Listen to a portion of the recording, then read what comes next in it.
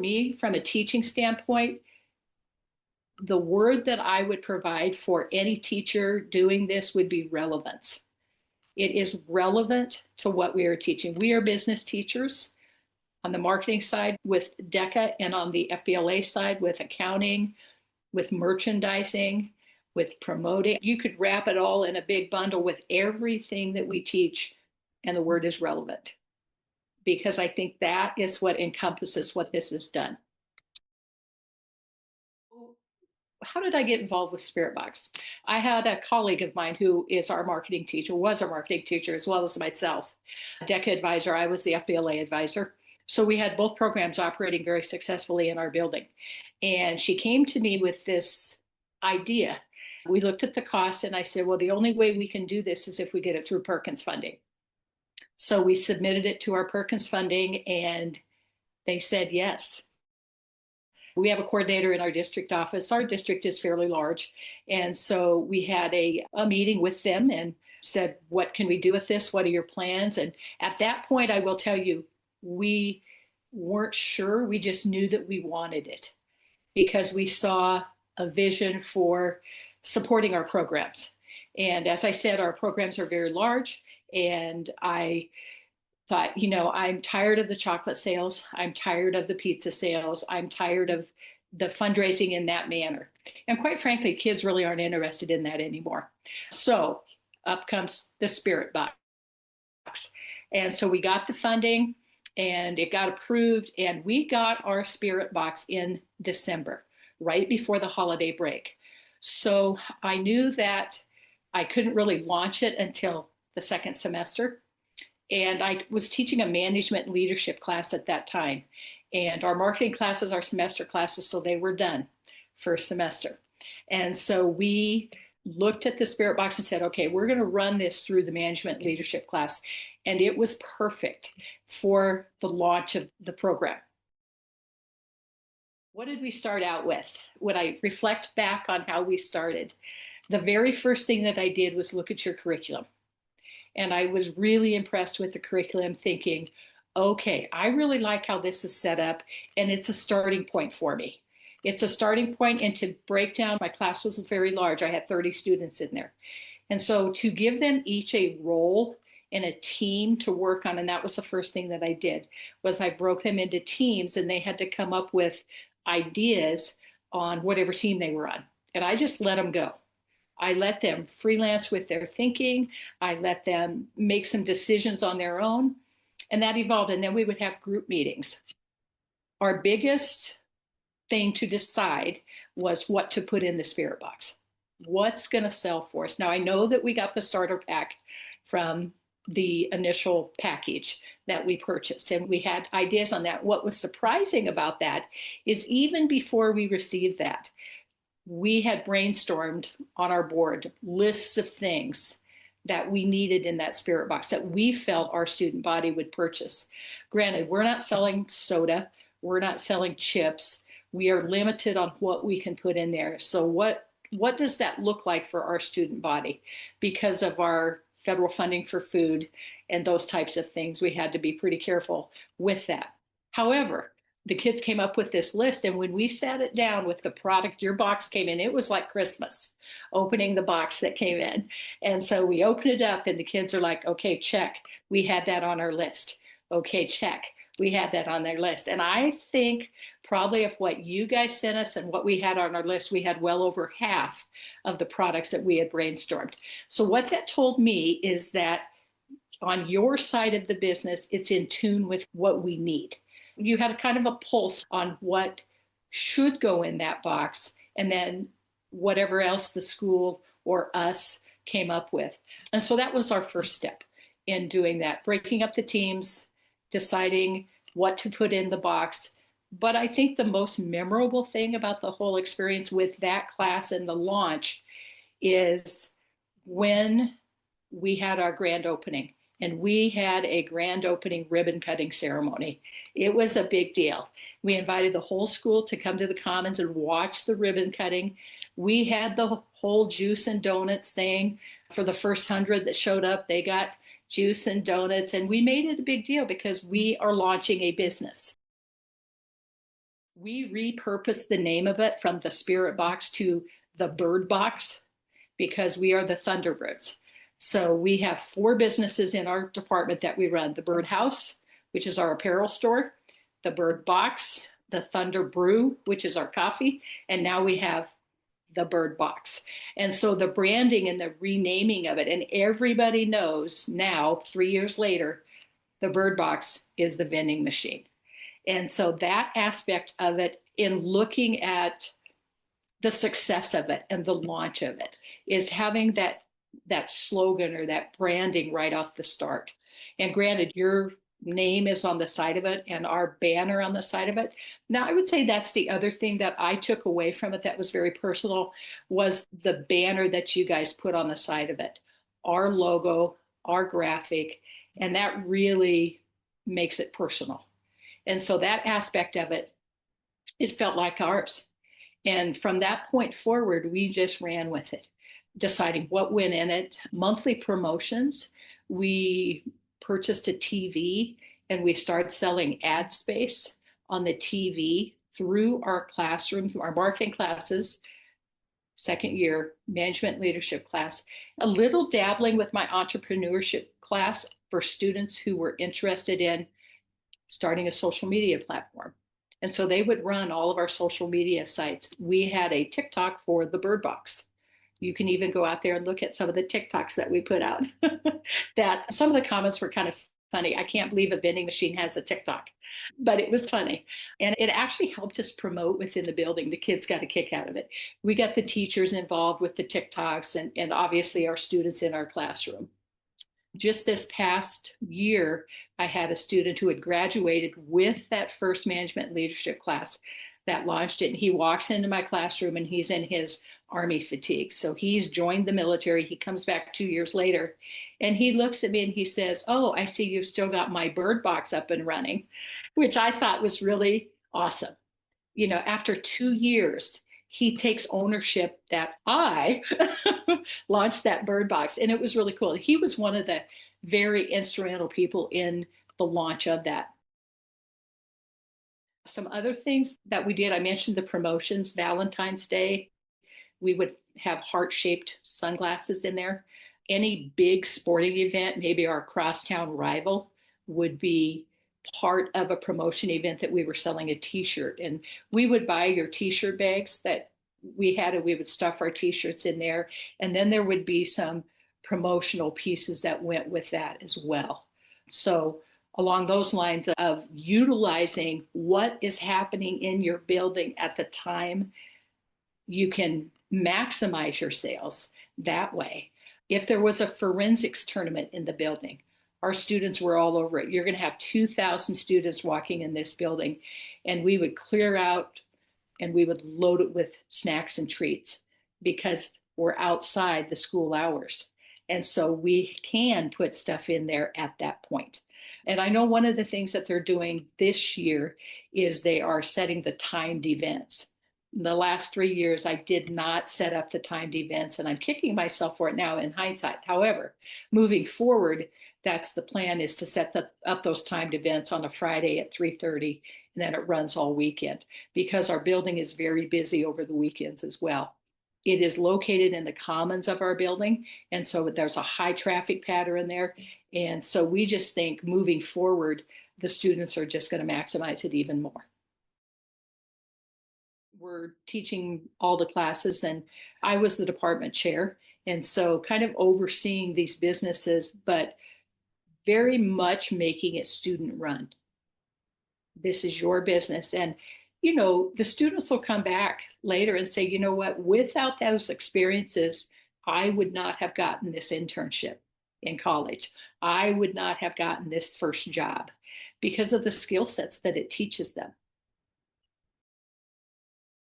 We split it between the 2 programs, DECA and FBLA, which I have to tell you, it is the single best fundraiser I have ever done, ever. And I've done hundreds in my 38 years of teaching. I mean, there just is nothing that has that constant revenue stream coming in all day, every day. The work I'm not going to say it's minimal because that's not minimal work. But at the same time, you're running a business. So, of course, it's work. And this is what we want to teach our kids. When you run a business, it's an everyday monitoring, analyzing, tracking, promoting, studying what worked, what didn't work, those ongoing conversations. And what a great bell ringer to start your conversation in class with, hey, what happened in the last week with our sales? The other thing that I love is on the back end of the Spirit Box and the instructor resources, I can get back in there and grab that sales data.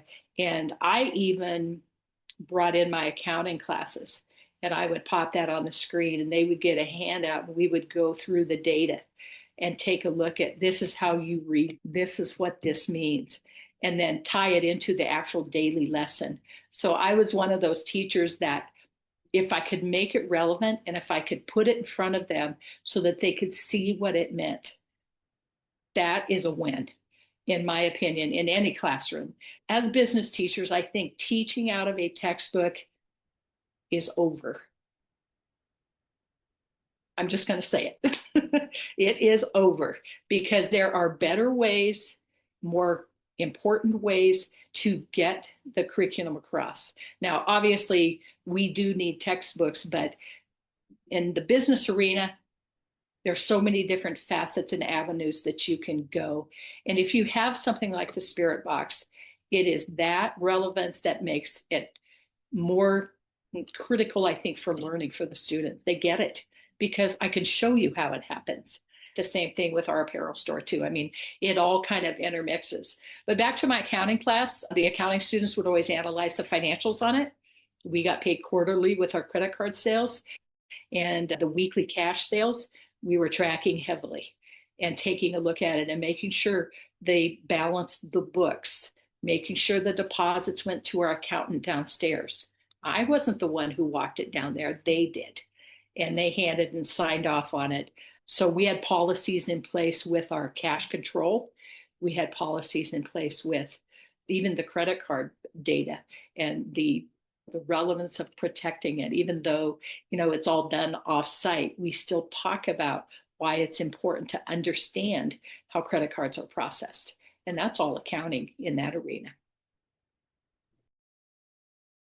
We have a certain percentage of our students who are free and reduced lunch.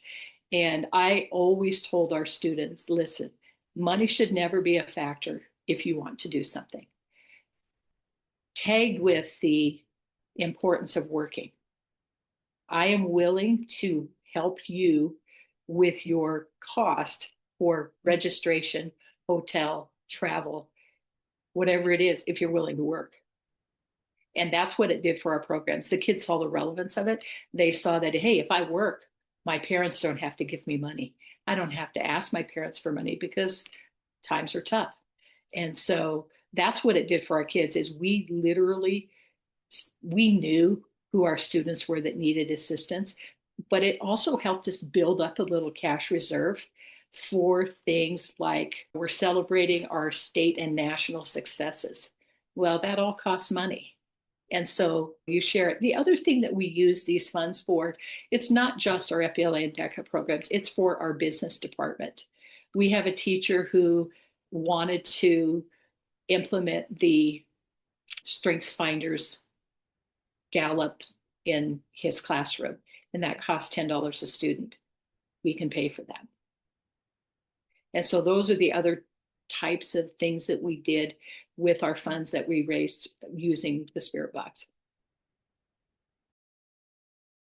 But just this past year, I had one student who used it as his partnership with business FBLA project. And he wrote a 15-page paper and got into the top 10 at state, and he had to stand up and give a presentation. And listening to him talk about all that he learned while he was involved in not only writing of the project paper, but just running it. He was the manager of the Spirit Box this past year. And just every day he would come in and he would, okay, what do I need to restock today? He would look at it. And me just sitting back and watching him work was He doesn't even know the skill set that he learned. He will reflect back on it when he gets off to college, maybe, and say, wow, look at all that I learned and I was doing it. To me, I already know he's going to get that in a couple years.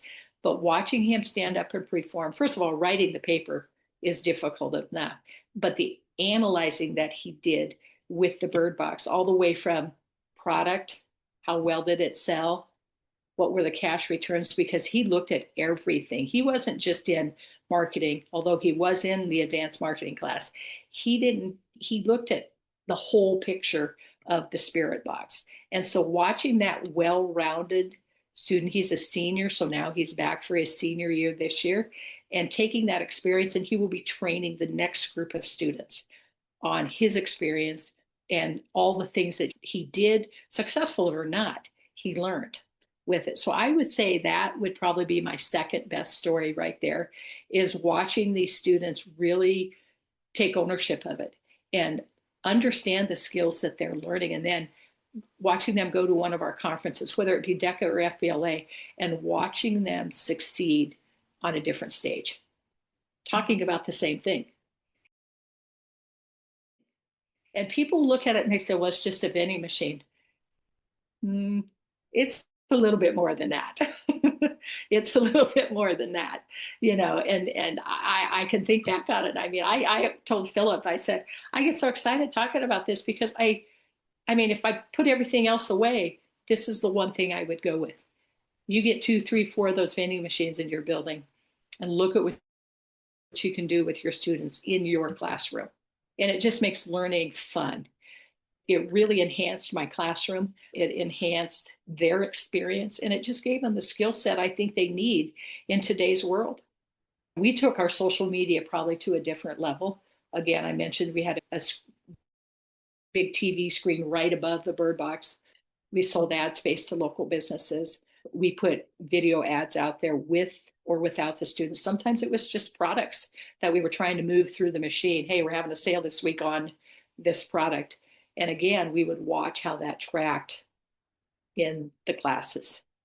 You don't need a whole lot of class time because you still have curriculum that you need to get through. But at the same time, you can bring that experience in any facet of what you're teaching. Just jump in and do it. It's not difficult. And I think the support that Philip gave us initially, zooming in with the training that we had initially, it's not difficult to learn how to do. It's like any new thing that you're taking on. There is a learning curve, but it's not difficult. For what we need to do to administer, piece of cake. And I honestly didn't do it. The students did. We would talk about pricing, and we would talk about selling and marketing and promotion and all those different facets of it. But I would say just jump in and do it. It's worth it, and it will pay for itself depending on the volume of traffic that you put in front of those students. Some of the products that we have in our building, we're an iPad school. And so I bet this year alone, we sold over 1,000 stylus pens, the Apple pens. And they weren't Apple, they were off-brand Amazon purchases. So we purchased most of our product from Amazon if it was technology. We would have charging blocks, the Apple pens, the cords that they needed for their iPads. And we had some Apple products in there that were higher priced, but we also felt it was important to give them a generic brand just from different price points. And some of them spent their money where they wanted. Our biggest seller was Jolly Ranchers. We packaged Jolly Ranchers. We felt that was one aspect that we could do without stepping on the federal funding type of thing. Hard candy, no gum. That was out of respect for our janitors because they said, please do not put gum in that vending machine. And, they're the ones that cleaned my room. So I wanted to make sure that we treated them kindly. But the Jolly Ranchers, any hard candy that we put in there. And then, of course, maximizing when there's events going on that don't require you to follow those guidelines, where you can take 2, 3 of your rows and just stock it full. In one evening, we made $700 because we stocked it with different kinds of snack treats during a forensics tournament. And so there's a lot of different ways that you can maximize and make your own path with it. Teachers, if I had to give you any advice, I would say do it. The cost will pay for itself very quickly. And we got ours funded through Perkins. I would recommend looking at that first. If you've got an opportunity with the Perkins funding, that's how we financed ours. And so really no out of pocket for us other than the ongoing cost of stocking it. And that's any business is going to have a cost to run their business. And so we would pick and choose how we would spend our money. And at the end of this year, after expenses, we were probably up positive $4,000, $5,000, which is money we didn't have before. And it really does support many different aspects of our department. How did I approach my administration? We only dealt with our tech coordinator. When we realized that we got the vending machine, then I went to our principal and our athletic director and said, oh, by the way, we got this. But I think the important thing is if you have one person in the building, our principal and athletic director, always supportive of our programs, and they always knew how hard we were working to provide the students with relevant experiences. The one thing I did have to talk to them about was location. Where are we going to put this thing? And we chose the Commons because it's a good ways away from our cafeteria. And they also have vending machines in there that are relevant to their program. So I think the one thing that I did talk to them about was location. As far as getting the approval for it, we went directly through our career tech coordinator. Is this a relevant thing that we can do and that you would support? And that is where I started with. And then once we got approval, yes, we are going to do this for you. Then I went to the administration and said, hey, I have this opportunity. Can we make this work in this building? So we always try to start the year with $1,000 in the account. We have enough in there, our invoice for having it, and you guys' fees, it comes due in February. So we've got lots of time to raise that money. However, we always make sure it's in there at the start of the year so that we've got some seed money to fund the stocking for the new year.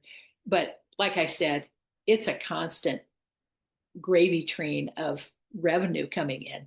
And that's what makes it so relevant for these kids is you can see it working.